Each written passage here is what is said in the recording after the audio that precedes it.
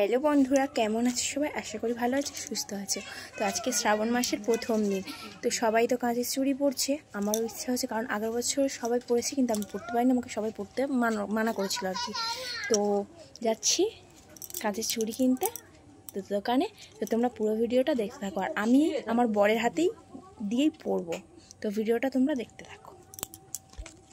মায়ের সাথে চলে গিয়েছিলাম কাঁচের চুড়ি কিনতে। সম্ভবত এনাদের কাছেই থাকবে আমি আশা করেছিলাম, কিন্তু এনাদের কাছে ছিল, তবে আমার হাতের থেকে অনেকটা ছোট ছিল, ছোট সাইজে। আর যদিও বা ছিল, সেটাতে না অভ্র লাগানো ছিল। আর আমার বাচ্চাদের ছোট, আমি তো ওইগুলো নিতেও পারবো না, আর কোনো কাজই করতে পারবো না, গোটা হাতে মুখে সব জায়গাতেই লেগে যাবে আর কি।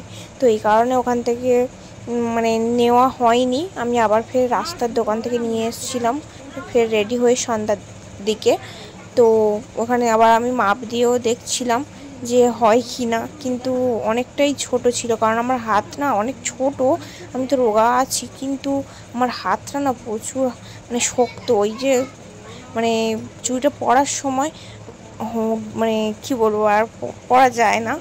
তো যাই হোক, ওখানে হয়নি, আমি আবার চলে যাচ্ছি ঘরে। তো ঘরে থেকে আবার রেডি হয়ে আমি দিদিমাকে লাস্টে নিয়ে আসছি। মা তো গেলই না, তাড়াহুড়ো করে উনি সন্ধ্যা দেবে বলে কোনো রকম তাড়াহুড়ো বললো চল যাই, এত করে বলছি যখন।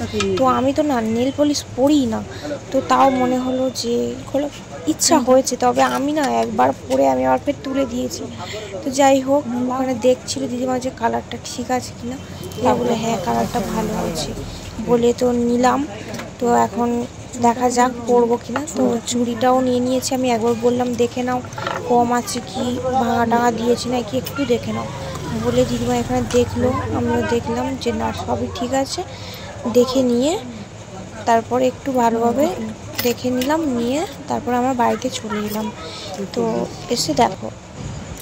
হ্যালো বন্ধুরা, তো আমি গিয়েছিলাম দোকানে, তোমাদেরকে বলেছিলাম। তো আমি দোকান থেকে কাঁচের চুড়ি কিনে নিয়ে চলে এসেছি। তো আমার বর আসলেই আমি পরবো, তো সবে ট্রেনে। তো আমাকে ফোন করেছিল এক্ষুনি। তো আমার ইচ্ছা ছিল আমার বরের হাত দিয়েই পরার, তো কিনে নিয়ে এসেছি। তো কেমন হয়েছে জানিও, আর তোমরাও কি কাঁচের চুড়ি পরেছো একটু কমেন্ট করে জানিও, আর কে কে পরতে পারোনি তারাও জানিও। আর একটা জিনিস কিনেছি, তোমরা আমার হাতটা দেখে বুঝতে পারছো। আর সবসময় দেখো আমি কিন্তু নেল পলিশ পরি না, আমার কিন্তু পছন্দই না।